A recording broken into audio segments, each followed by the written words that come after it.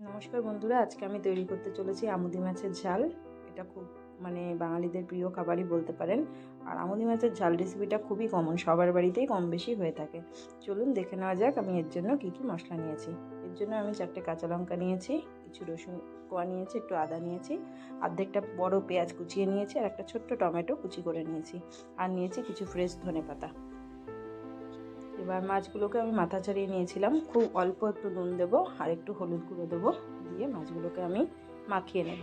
দেখুন বন্ধুরা, এই মাছে না একটু নুন বেশিই দেওয়া থাকে, তাই আমি খুব অল্প নুন দিয়েছি, কারণ একটু বেশি নুন দিলেই না বেশি নুন কটা মনে হয়ে যায়, মাছগুলো খেতে ভালো লাগে না। সেই জন্য আপনারাও চাইলে এটার মধ্যে একটু কম নুন দেবেন, দিয়ে এটাকে ভাজবেন। এবার তেল গরম করে নিয়ে আমি মাছগুলোকে এর মধ্যে দিয়ে দিচ্ছি। মাছগুলো কড়াইয়ে দিয়ে দেওয়ার পর মাছগুলোর একটা পাশ হয়ে যাবে, তারপর আমি আস্তে করে খুন্তি দিয়ে দেখুন নাড়লেই এই মাছগুলো কিন্তু সহজেই উল্টে যাবে। মাছগুলোকে আমি খুব বেশি কিন্তু কড়া করে ভাজবো না, হালকা ভাজবো। বেশি কড়া ভাজলে না এটা একদম শক্ত শক্ত হয়ে যায়, তখন না ভালো লাগে না ঝোলে, মাছগুলোই মনে হয় না মুখে পড়লো, তখন মনে হয় একটু চামড়া চামড়া কেমন শক্ত শক্ত লাগে। তাই এই যে আমি জাস্ট 2 পিঠ হালকা করে ভেজে নিয়ে এইভাবে আমি তুলে নিলাম। এই যে এরকমভাবে আমি দেখুন ভেজে নিয়েছি, এই যে এরকম ভাজাটা হয়েছে। এবার ওই তেলের মধ্যেই কড়াইয়ের আমি একটা তেজপাতা দিয়ে দিচ্ছি। তেজপাতাটা একটু গরম করে নেব। তেজপাতাটা গরম হয়ে গেছে, এবার এর মধ্যে আমি দিয়ে দেব অর্ধেকটা কুচনো পেঁয়াজ। যেহেতু মাছটা অল্প, তাই আমি পেঁয়াজও অল্প ব্যবহার করেছি। আপনারা মাছ অনুযায়ী পেঁয়াজ ব্যবহার করবেন, তবে এই মাছে পেঁয়াজ একটু বেশি হলে ভালো লাগে খেতে, মন্দ লাগে না। তো পেঁয়াজটা আমি ব্রাউন করে দেখুন ভেজে নিয়েছি। এবার আমি এর মধ্যে আদা রসুন আর কাঁচা লঙ্কার পেস্টটা দিয়ে দিচ্ছি, দিয়ে ভালো করে এটাকে আমি মিশিয়ে নিচ্ছি। পেস্টটাকে ভালো করে ভাজতে হবে, নাহলে এর মধ্যে আদার কাঁচা কাঁচা ভাবটা থাকবে। আর যেই মোটামুটি ভাজা হয়ে যাবে, এবার এর মধ্যে আমি টমেটো কুচিটা দিয়ে দিলাম। একইভাবে টমেটো কুচিটাকেও ভালোভাবে আমি এর সাথে মিশিয়ে নেব। টমেটোটা ভালো করে ভাজবো, তাহলে এর মধ্যে থেকে দেখুন ছালটা আস্তে আস্তে টমেটো ছেড়ে দেবে এবং বেশ টমেটোটা নরম হয়ে এর সাথে মিশে যাবে, আর মশলাটার থেকে তেলও ছাড়তে শুরু করবে। দেখুন অনেকটা টমেটোটা নরম হয়ে এসছে।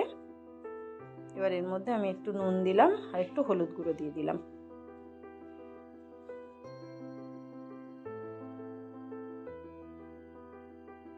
নুন হলুদ দেওয়ার পর এটাকে আমি আবার একইভাবে ওই মশলার সাথে মিশিয়ে নিচ্ছি, মশলাটাকে ভালোভাবে কষিয়ে নিচ্ছি।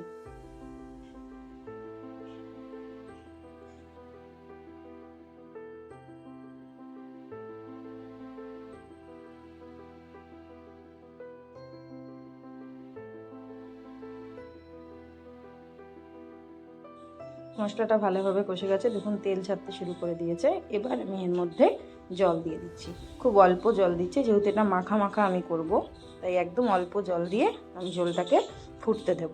মোটামুটি 5-7 মিনিট এটাকে ফুটতে দেব। যে জল ফোটাও শুরু হয়ে গেছে।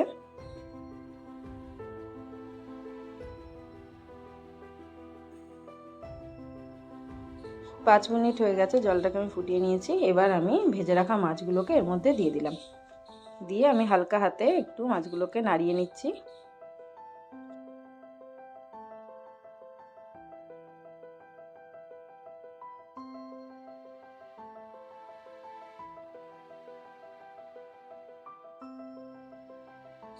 এবার মাছগুলোকে আমি 2 মিনিট মতো ফুটিয়ে নিচ্ছি। দেখুন ঝোলটা অনেকটা টেনে এসছে। এবার এর মধ্যে আমি ধনেপাতা কুচি দিয়ে দিচ্ছি। এবার আমি হালকা হাতে একটু ধনেপাতা কুচির সাথে মাছগুলোকে একটু নেড়ে চেড়ে মিশিয়ে নিলাম। আজকের মতো আমুদি মাছের ঝাল কিন্তু রেডি। বন্ধুরা, আপনারা এটা বাড়িতে ট্রাই করবেন। আমি এইভাবে ঘরোয়া পদ্ধতিতে 5 মিনিটের মধ্যে খুব সহজেই কিন্তু এই আমুদি মাছের ঝাল তৈরি করেছি। আপনারা বাড়িতে তৈরি করে আমাকে জানাতে ভুলবেন না যে আপনাদের এই ভিডিওটা কেমন লাগলো আর খেতে কেমন হয়েছে।